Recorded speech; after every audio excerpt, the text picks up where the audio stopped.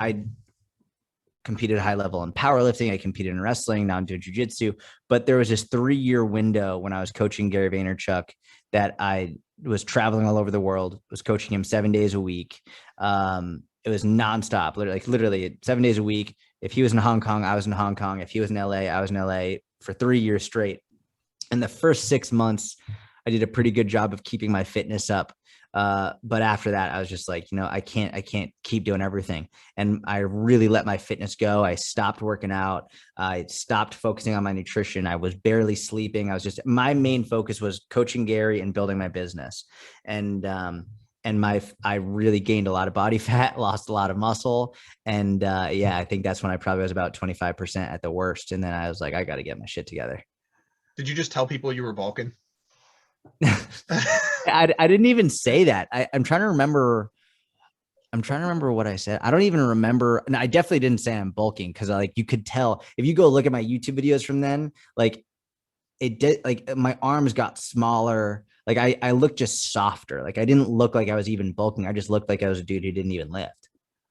Yeah. So like me normally.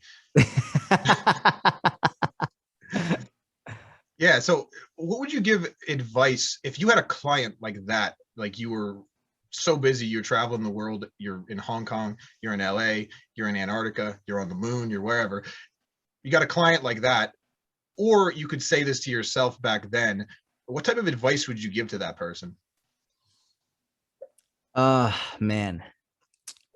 I think number one is you have to make very realistic goals. You have to be very brutally honest and say all right, listen, I know if I'm traveling this much and I'm lacking sleep and it's hard for me to get my good nutrition in, you're not going to be like you were in high school. You're not going to be a world record lifter or an amazing athlete. And it's important to have that realistic expectation from the beginning, because oftentimes what people will say oh, well, I still want to do this. I want to do this. I want to get to super shredded or whatever. It's your lifestyle doesn't support that. And as soon as they realize that that's not going to happen, oftentimes they'll just quit, which is sort of why I quit, because instead of doing something more sustainable, I was coming from the perspective of I was an elite level power lifter. I was a high level wrestler and I wanted to be like I was when I was younger. So it literally went from training almost every day for 10 years to just stopping because I couldn't do what I did before. And I was like, if I had just adjusted my expectations and said, listen, it'll be okay to train 2 or 3 times a week for 30 to 45 minutes and get something in. And you don't need to train to be a high level athlete. You just need to train for health. That would have been infinitely better. And I probably would have saved myself a lot of time and agony getting back to where I am now. If I had just kept going with 2 to 3 days a week, 30 to 45 minute workouts rather than stopping altogether. So do you think if you told yourself that, would you have actually listened? I'm Jordan from the future and I know exactly what's going to happen. You got to do this. Would you have actually, knowing yourself back then, would you have actually believed yourself or listened to yourself?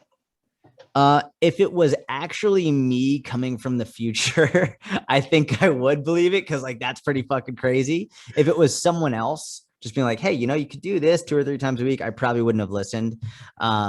Especially because I was so focused on my business at that time. And I was really burned out with my own fitness. I was burned out with powerlifting. I was burned out with competitive lifting. And I was just so passionate and focused on business that's really all I wanted to do all the time. It's sort of like when I was obsessed with powerlifting and obsessed with my own personal fitness, it's all I wanted to read about, all I wanted to learn about, all I wanted to do was be in the gym and study and learn. And so that's what I spent my time doing. I very much have the personality that whatever it is I'm passionate about that time, that's all I'm going to do. That's literally it. And now I'm at a point where it's just jujitsu. It's all I think about. It's all I study. It's I'm there all the time.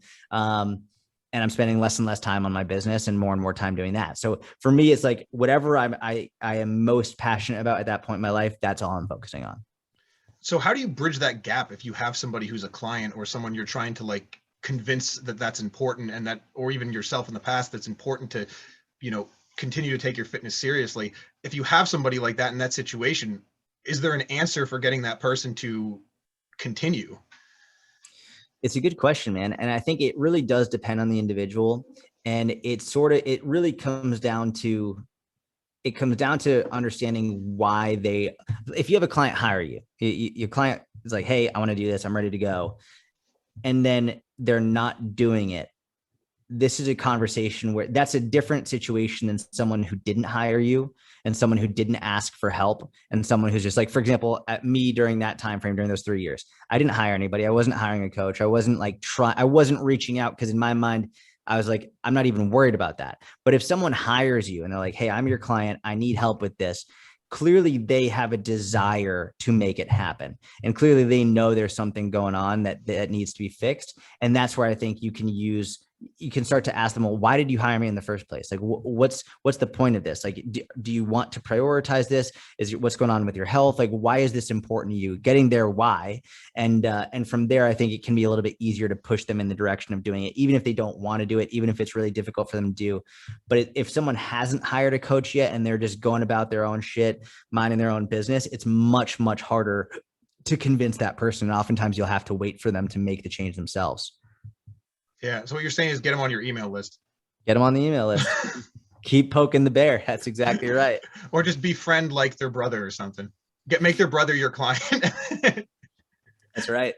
Yeah, right. It's actually a good way to increase someone's self-efficacy is take someone they know, have them be a success story, and then they're like, wow, maybe I can do it too. Yeah, good advice.